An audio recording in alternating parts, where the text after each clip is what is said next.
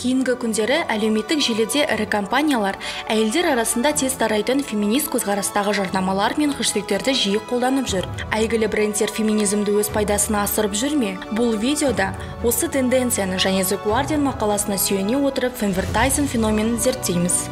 Фемвертайзинг деген не? Фемвертайзинг феминист әйелдердің мәселелерін қозғап, солардың назарын аударатын жарнама түрі. Бұл термин алғаш 2014 жылы қолданысқа еніп, интернетте кеңінен танылды. Шенаус зерттеуінше, фемвертайзинг маркетингтік стратегия. Олар 628 әйелден сауалнама алған кезде, көбі жарнамадағы әйелдің образы ұнаса, өнімді сатып алуға дайын екенін айтқан. Компаниялар тауарын қыздар да сатып алатынын және олардың көзқарасын ескермей келді. Сондықтан, еленбей қалудан шаршаған әйелдер мұндай фем жарнамаларға ерекше реакция білдіретін болды. Сондықтан, еленбей қалудан шаршаған әйелдер мұндай фем жарнамаларға ерекше реакция білдіретін болды.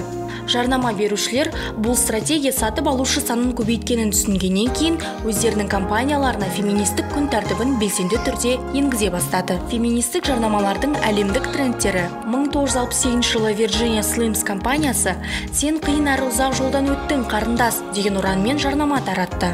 Олар әйел құқығы мен күшін айта отырып, өздері өндіретін темекіні жарнамалады. Virginia Slims компаниясының бұл жарнамасы 9 телевизия бағдарламасында, аймақ телевизиясында және әйелдерге арналған 16 басылымда таратылды. Осыдан кейін бұл компания феминист брендтердің анасы деп аталып кетті.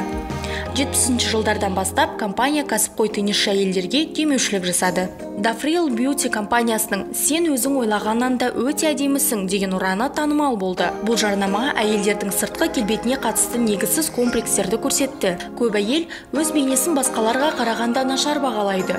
10 жыл бұрын түсірілген жарнама әлі күнге дейін қыздарға ерекше ұнайды. Себебі онда оның сұлу екенін айтып, мотивация береді.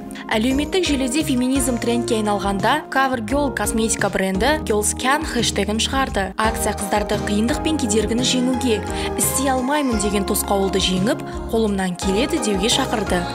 Оны Pink, Ellen DeGeneres, Janelle Monáe басқарды. Like a Girl компаниясының Always гигиеналық төсемеге түсірген фем жарнамасы да тарихта қалды. Видеода 2014 жылдағы суперкубок кезі сипатталады. Онда қыздар мен ұлдар, әйелдер мен еркектер жүгіріп, доп лақтырып секіреді. Роликтің мақсаты кез келген істе қыз сияқты деген негатив сөзді, ойды қолдануды жою. Ресей және феминизмді қолдайтын спорт брендтері. Кейінгі 5 жылда Nike және Reebok компанияларының феминист жарнамалары кеңінен танылды. 2017 жылы Nike компаниясы «Біздің қыздар неден жасалған» деген тақырыпта жарнама түсіреді. Ол арқылы әйелдердің таңдау құқығы бар екенін жеткізгісі келді. Бұл бейнеролик Канндағы жарнама фестивалінде алтын арыстан жүлдесін жеңді. 2019 жылы Reebok'тың «Күйеуіңнен рұқсат сұрап ине ұшында отырғанша, оның басына отыр» деген ұраны ресейлік интернет қолданушылар пікірін екіге бөлді. Бұл жарнаманы адамдар бірнеше апта бойы белсенді түрде талқылаған көрінеді. Цитата кеңінен танылып, содан кейін бренд аяқ киімдері көптеп сатылған екен. Феминизмді қолдайтын Қазақстан брендтері. 2018 жылы Kotex бренді «Алға каждый день» ұранымен акция бастады. Жобаның идеясы Қазақстан әйелдерінің өзін-өзі дамытуға деген ұмтылысына қолдау көрсету.